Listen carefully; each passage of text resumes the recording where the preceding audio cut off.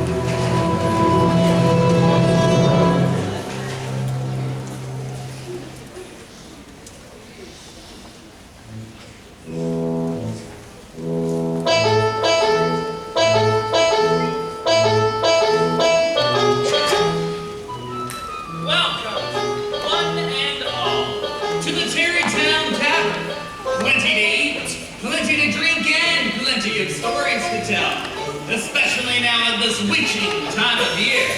You, sir, enter. Welcome. I'm the keeper of the house, master of the scene, king and bottle washer and all in between. One will be a drink, one will be a food. Anything you order will be awfully good. We are only here to serve you. Come along and try the stew. Mustn't ever ask what's in it. We're sure it's good for you. Keeper of the house, master of the scene, cook and bottle washer and all in between. What'll be a drink, what'll be a food. Anything you order will be awfully good. Come on and join the party. Come on and join the fun. Eat and drink and listen close and be later than your mind. Keeper of the house, master of the scene, cook and bottle washer and all in between. What'll be a drink, what'll be a food. Anything you order will be awfully good. Want to hear a scary story? Want to tell you here again? Listen for a while and lead you back the way that you came in. Oh, you dropped in tonight to be frightened? Well, just stay with us a while. We've plenty of stories inspired by the Hollow. Sleepy Hollow. Out past the church, across the graveyard, past the bridge.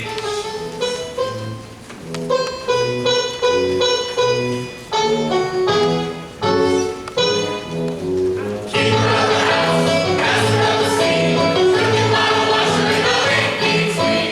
What'll be a drink, what'll be a food. Anything you order will be awfully good. We're only here to serve you. Come along and try this new. Mustn't ever ask us in, we're sure it's good for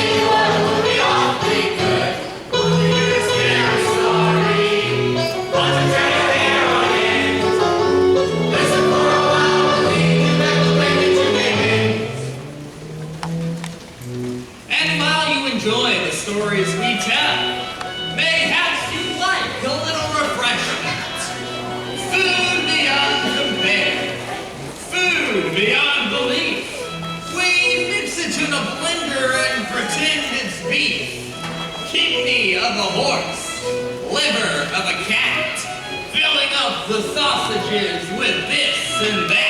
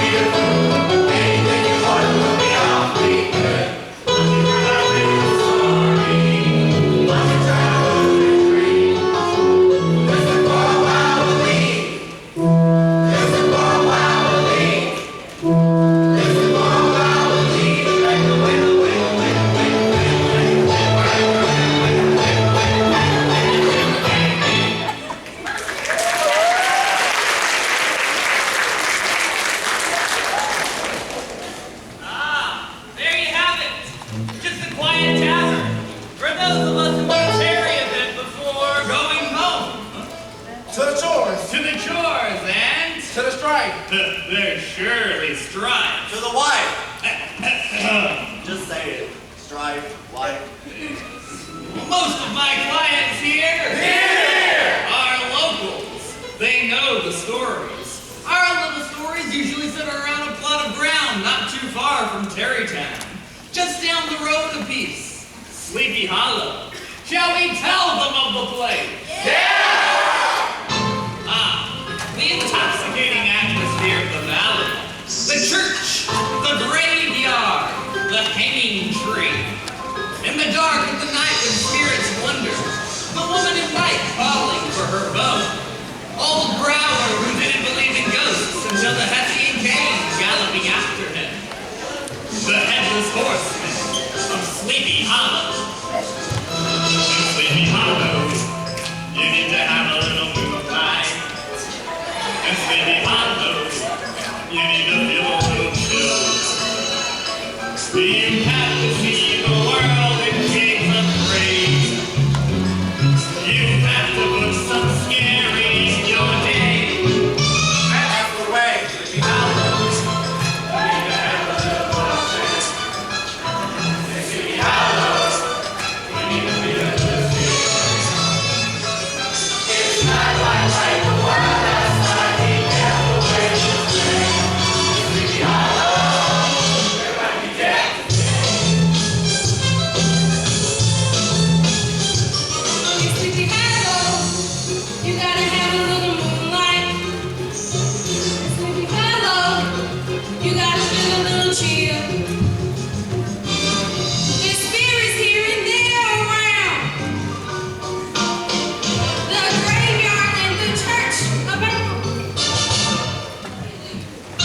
Sleepy Hollow, you need to take your bow and arrow.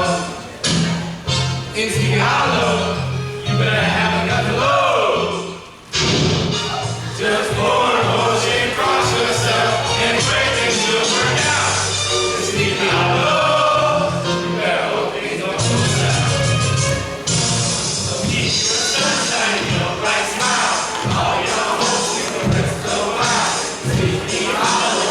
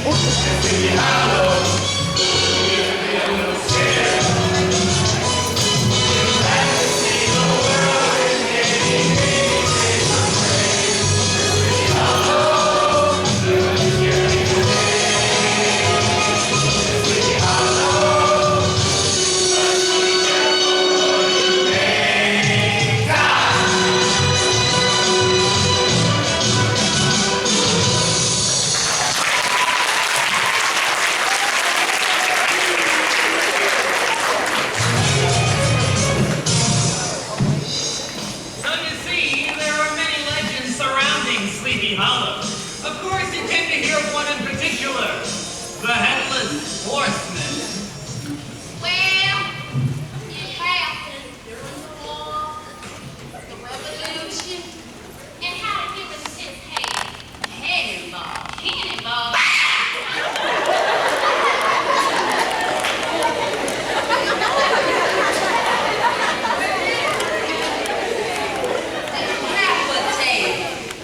Decapitated. Just like and every night at midnight, he comes for ghost and horse looking for his lost baby. I don't believe it. That's what old Brown said. Haberdasher. He didn't believe me. So one day, he had to come home late after midnight. He tried to take in his shoulder. And up from behind him, he heard the voice gathering, and he turned and saw an apparition, a fiery black steed, and mounted on top of him was a man in British uniform, whose head was cocked on his shoulders, with gravel in the crook of his arm. Well, old Gravel rode as hard and as fast as he could, but the horseman started gaining on him. Well, just fast as after he rode, as he started for the bridge that was out of the way of Sleepy Hollow, the ghost was right beside him, and he leaped him up. And then, just out of that bridge, out of Sleepy Hollow, bam! He was gone. Who? Who was gone? The horseman, the headless horseman, just disappeared in the big shadow of Byron's Fall. You see, he can only exist within the bounds of the hollow. Once he crosses that bridge,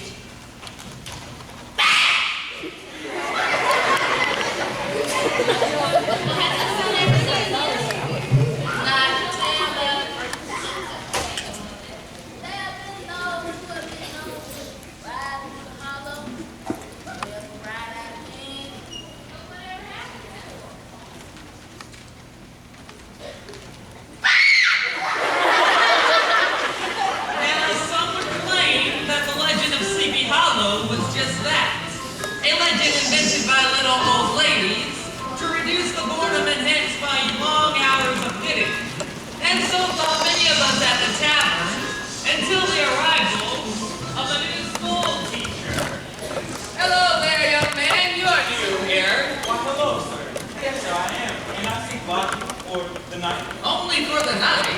Yes, sir. You see, I'm new here in Sleepy Hollow. I'm a teacher, and I am to be put up by the charges of the parents that I charge. Certainly. Welcome to Terrytown Tavern. Rooms in the back, seating hell. And your name, young man? Crane, sir. Crane. Yes. Ichabod Crane.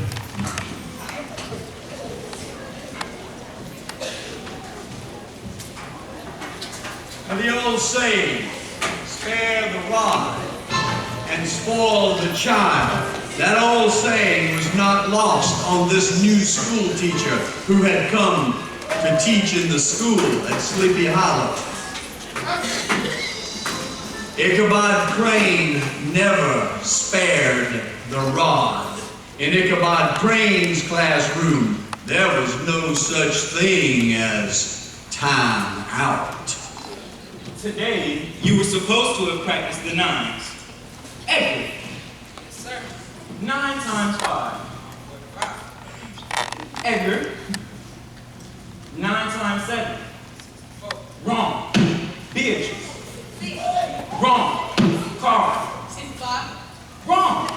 Ezra. 144.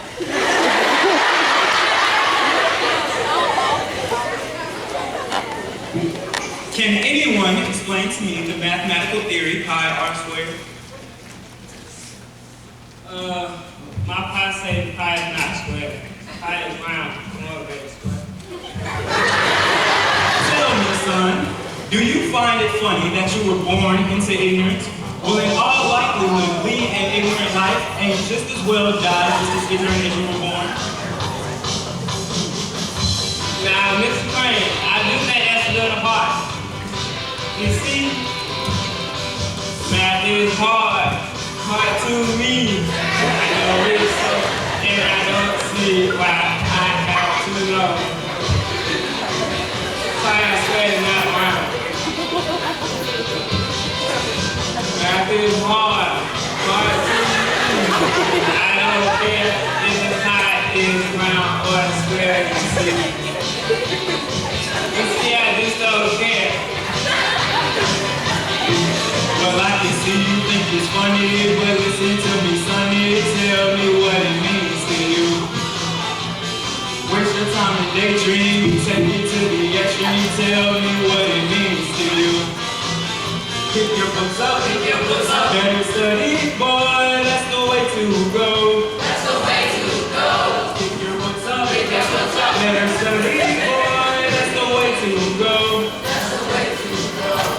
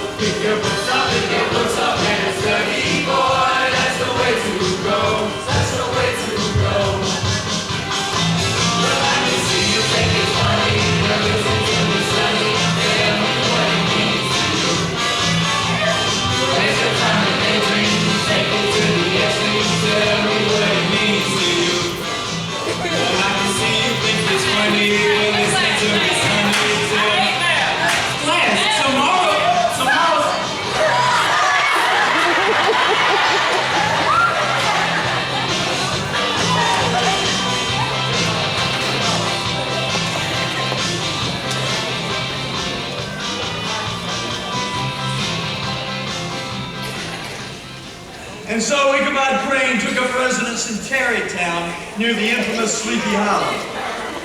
Now, he got to know his students. And I told them people just look that ball. Just look that. They had a trouble life. And he got to know their parents and the little old ladies of the community. Hey, listen, Craig. See, it's not good, okay? See, part of the new teacher's compensation beyond his meager salary was the occasional home-cooked meal by one of the little old ladies, which meant a lot of time spent in the presence of these little old ladies who naturally filled his head with the local legends and stories of Sleepy Hollow.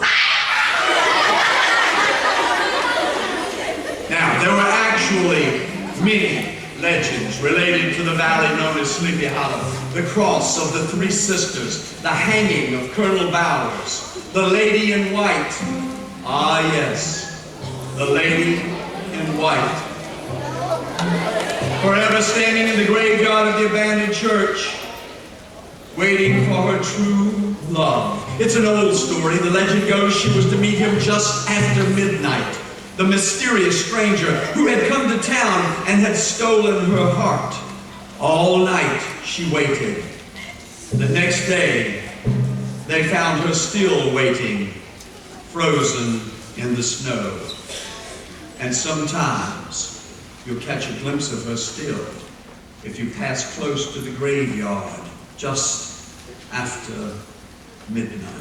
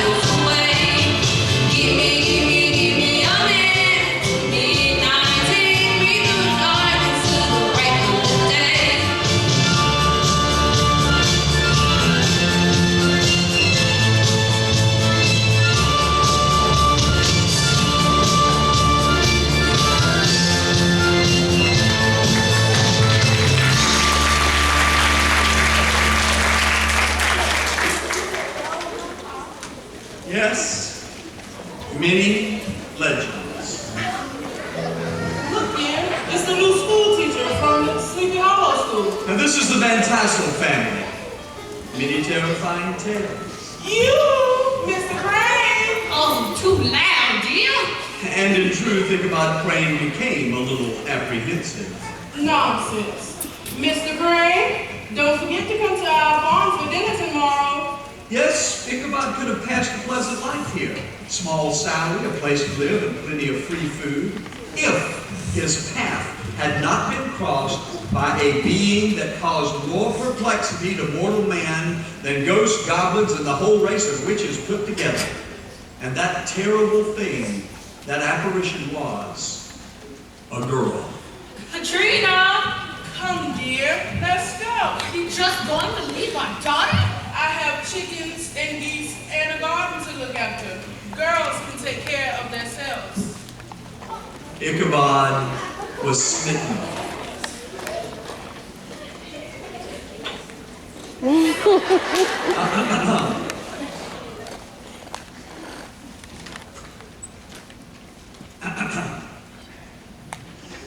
Well, what could be the danger, you ask? Hey, did you guys see the look on the old dude's face open about the Simpsons died?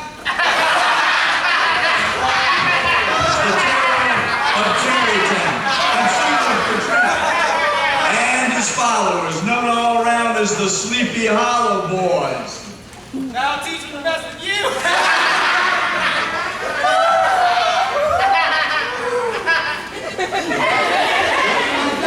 Around here, whatever you want.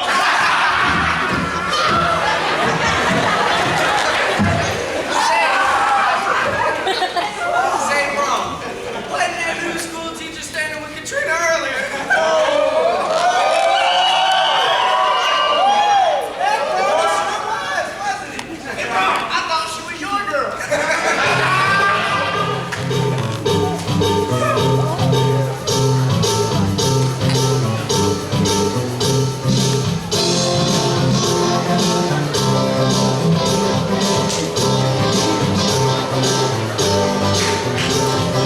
Early in the morning till the night winds blow, drumming the Sleepy Hollow boys and carving off a road. And if you got to travel anywhere at night, avoid the Sleepy Hollow or you're in for an awful fright. Don't go near the hollow, avoid their stretchy plan. The Sleepy Hollow boys are gonna catch you if they can. They're not out to harm you, just to have a little fun. But if you are a stranger here, it's probably best to run. Go the other direction, stay out of their way. But end up in the old brown bones, always up to play. Don't go near the hollow, avoid that stretchy plan. The Sleepy Hollow boys are gonna catch you if they can. Early in the morning till the night winds blow, Brahmin the Sleepy Hollow boys can cause an awful road. And if you got to travel anywhere at night, avoid the Sleepy Hollow or you're in for an awful fright. Don't go near the hollow, avoid that stretch of land. The Sleepy Hollow boys are gonna catch you if they can.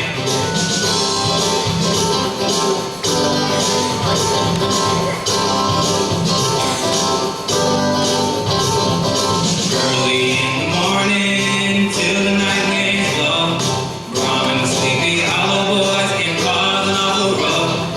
And if you got to travel anywhere at night, avoid the Sleepy Hollow or you're in for an awful fright. Don't go near the hollow, avoid that stretch of land. The Sleepy Hollow boys are gonna catch you if they can.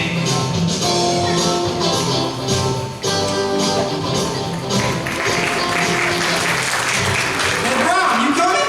No, I got business to take care of.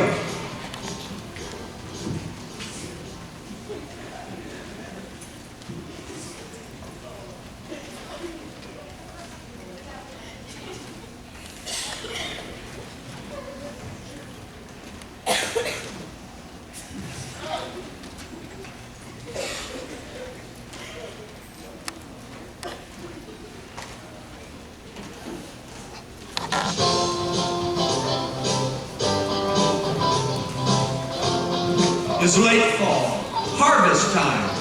The spring plantings are now ripening on the vine, all ready to be gathered in. Beans, corn, pumpkins, well, especially pumpkins. And so the Van Tassels open up their estate for anyone in the county to come in and celebrate. Welcome to all. It has been a bountiful year. Come, enjoy yourselves. Yes, please. I think your daughter shall be leaving home soon. What? On a visit? She'll be marrying soon. How do you know this? I pay attention. I thought you only paid attention to ducks and geese. I take care of ducks and geese. Katrina does not need my help, but I notice. Married, but to whom? Hard to say, dear. Either Brahm or Ichabod. What? Those are my only choices of a son-in-law? A spindly school teacher or the county cut-up? What can she be thinking? Hard to tell, dear. But make no mistake, she has been thinking.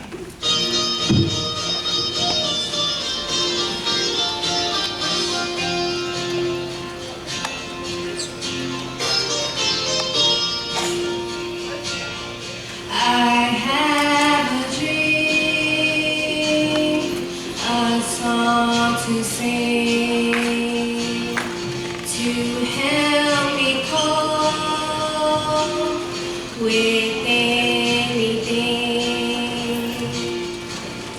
If you see the wonder of a fairy tale, you can take the future, even if you fail. I believe in angels, something good in everything I see. I believe in angels, when I know the time is right for me. I'll cross the street. I have a dream. I have a dream, a fantasy to help me through reality. And my destination makes it worth the while, pushing through the darkness, still another mile. I believe in angels, something good in everything I see. I believe in angels, when I know the time is right for me. I'll cross the street. I have a dream. I'll cross the street. I have a dream.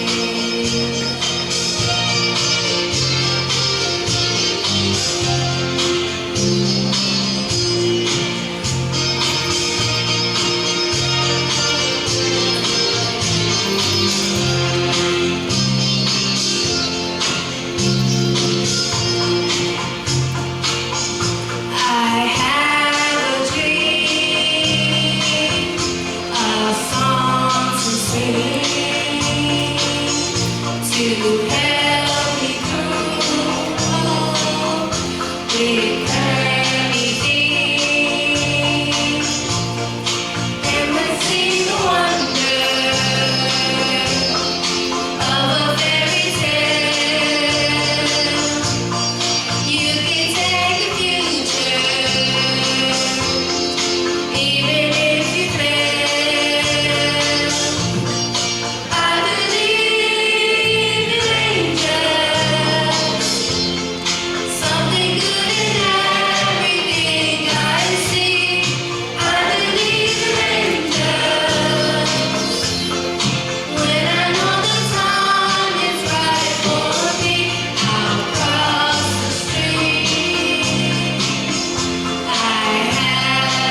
Across the street, I have a dream.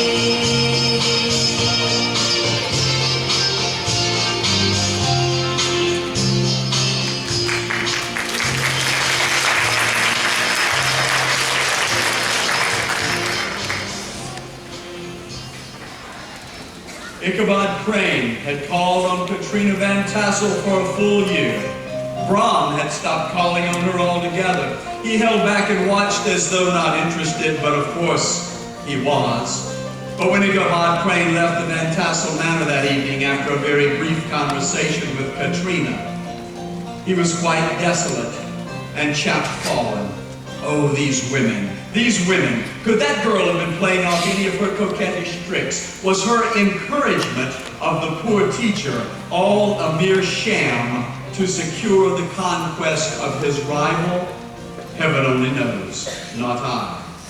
Suffice it to say that Ichabod stole forth that night with the air of one who had been sacking a hen roost instead of a lady's heart. Not only was he sad, but he now had to go home after midnight through the hollow. And that, my friends, brings us back around to the tavern. The next day, the news was out. Ichabod Crane had gone missing. And over the days and months that passed, there were many variations on what had happened to our school teacher that night. Some said he had returned to Connecticut and still worked as a teacher. An old farmer visiting New York brought back word that Ichabod Crane was alive and well and was a practicing lawyer. But the old country wives, and it is the old country wives who are the best judges of these matters, they maintain to this very day that Ichabod Crane was spirited away by supernatural means. And if you will allow, my Tarrytown Tavern players, if you please, and I, will dramatize what we believe, based on reliable sources, were the events of that night. He left on a very old horse that had been lent him. It was the very witching hour of night that Ichabod, heavy-hearted, pursued his travels homeward. All the stories of ghosts and goblins that he had heard that night came crowding upon his recollections. Moreover, he was approaching the very place in the road where many of the ghost stories had been laid. The rain began to fall softly. In the distance, the sound of thunder. And just ahead was that large tulip tree, the very one where the unfortunate Major Andre was hanged. And as he approached it, he started to whistle, as one does in these circumstances. Then he thought he heard someone from near the tree start to whistle, but he decided that he had merely heard the wind. Then, as he continued to ride, now a little faster, he approached the graveyard. There was something white ahead, at the edge of the yard. Could it be that poor, dear lady who had frozen to death, waiting on her lover? No. On closer inspection, it was but a white swath of tree, obviously cut out of the bark by what must have been a tremendous strike of lightning. And all of this was enough to insert a fair amount of dread in Ichabod Crane. Anxious to be through the hollow, Ichabod spurred his old horse, which caused the old horse to merely stop and move to one side, closer to the graveyard. This greatly increased Ichabod's fear and bestowed both whip and heel upon the horse, and it moved forward quickly. Just then, in the dark shadows of an approaching road, he beheld something huge, misshapen, and towering. He stopped his horse. It stirred not, but seemed gathered up in the gloom like some gigantic monster ready to spring upon the traveler. The hair of the affrighted pedagogue rose upon his head with terror. What was to be done? It was too late. He summoned up a fear of courage, and he stammered out, "Who are you?" He received no reply. He repeated his demand in a more agitated voice, "Who are you?" slowly moved his horse forward. The new rider started as well, staying close off the path to Ichabod's right. Ichabod Crane, who had no relish for this strange midnight companion, started to move a little faster, and now thoughts of the galloping Hessian began to cloud his mind. At a clearing in the woods, he was able to get a clear sight of the rider, and to his horror, he discerned that the rider was headless. Ichabod whipped his horse into a gallop. The old horse plunged ahead in the mud. The rain came harder, but the headless rider matched him stride for stride just off the path to the right. Now, Ichabod's horse sensed the danger and moved at full gallop, much faster than the schoolteacher was accustomed to riding. And as the thunder clapped louder and the rain fell harder, Ichabod fell on the horse and was clutching it around the neck as the horse galloped ahead. Finally, he saw the bridge crossing the creek and out of the hollow if only he could reach it. He remembered that according to legend, the headless horseman upon crossing the creek would immediately turn into a blast of sparks and vapor. He charged ahead and took across the bridge. Then, looking back, he saw the horseman had also crossed the bridge and was still coming. The last thing accounted would be the head flung at Ichabod Crane in full gallop.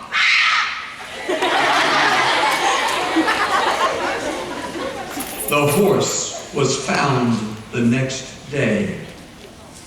On the back side of the bridge was found the saddle. It had been trampled by another horse unknown. Also found were the scattered pieces of a ripe pumpkin, a mystery in itself. Ichabod Crane was never seen again, nor was he heard from in Tarrytown or Sleepy Hollow. His effects were left behind and eventually given away.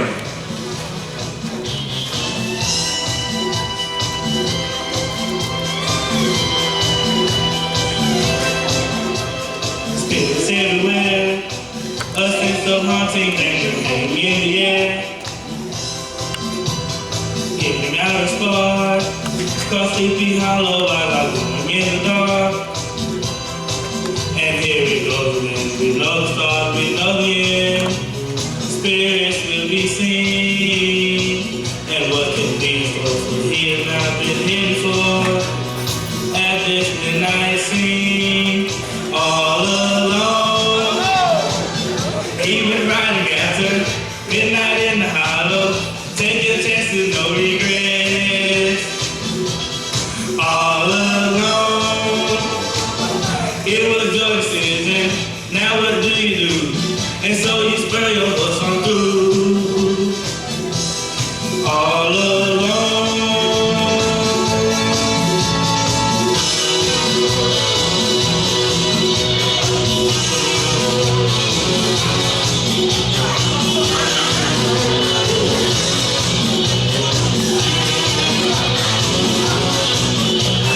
So he's riding through this ghost at midnight, so you spur your horse ahead.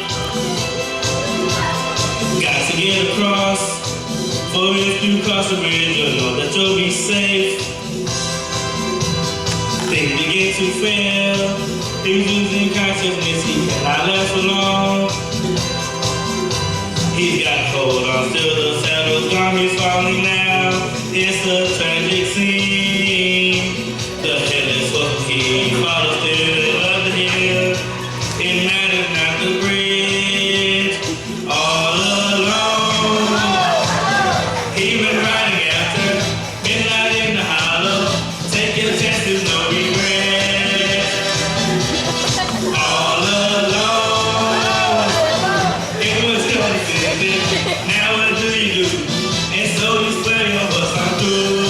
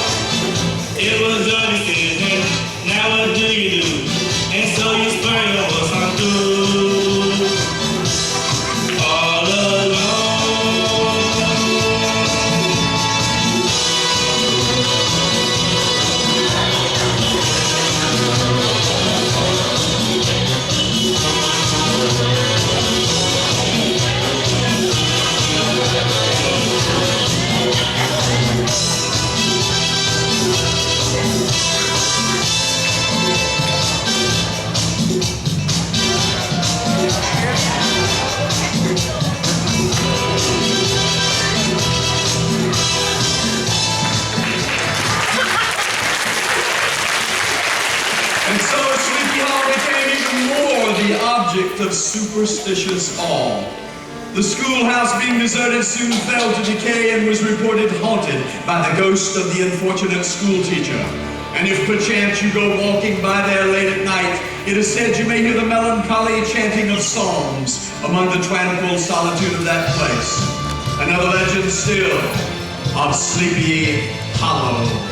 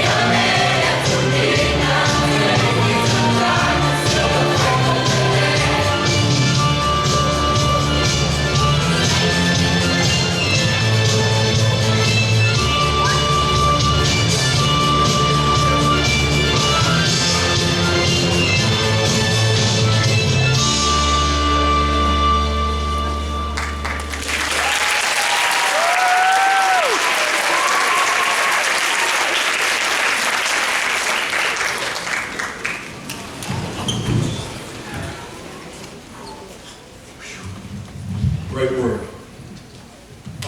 Mildred and I travel around. We go to about 75, 80 schools a year doing 4 different productions. This one we've carried over for 3 years because it's really our October production. And in these 3 years we've done 30 different schools.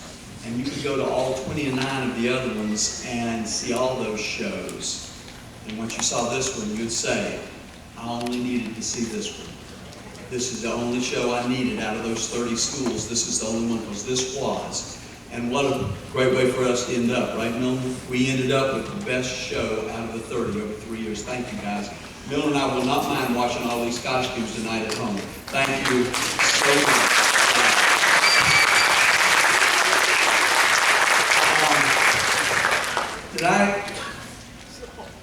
Have I got Kelly Miller kids here? We will be doing a show in May. Am I right? Is that right, teachers? And have I got the magnet school? We're doing a Christmas show. Anybody in the Christmas show? We're all in the Christmas show. Good. So we brought our actors today. That's good. Well, who's this?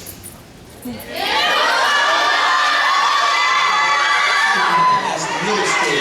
They were in this show. Your classroom course, the ones that did Math is Hard. And where's my Bryce? Where's Bryce? I asked him if he was typecast for this role. And he, great, you got it out. You got that formula right. That's great. And who's this over here? Eighth grade. All right. Thank you. Listen, you were a great audience. I like to think that was because of our show, but I also know that probably some teachers had a lot to do with that too. And teachers, I'm grateful for that. Thank you so much. You're good kids. Thank you so much. I look forward to working with the other groups here. Have a nice day. Miss Neal, you want to speak? Could we have one big round of applause for our whole class?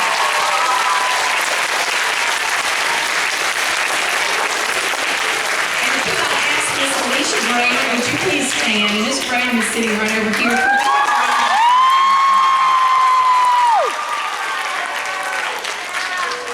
Miss Graham is teaching the musical theater class, and her kids at the middle school are wonderful today. We love that cooperative effort. We love collaborating, and it was a lot of fun. You can tell this was a fun show. Mr. Martin, I don't know if any of you know this or not. Some of you elementary folks probably do. He writes the show. He brings the sets. He works with us on costumes. We rehearse in between times, but it's an honor to work with him. It's one of my favorite things to do. And honestly, this has been my favorite show that we've done. So I loved it. One more round of applause for these guys.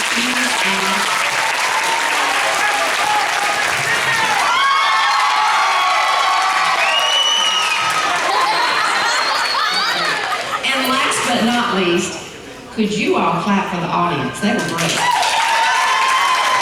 Y'all were very supportive, and that's what we need. We appreciate it. I know you have to get back to school, so we'll turn it back over to your teachers. I'm afraid so.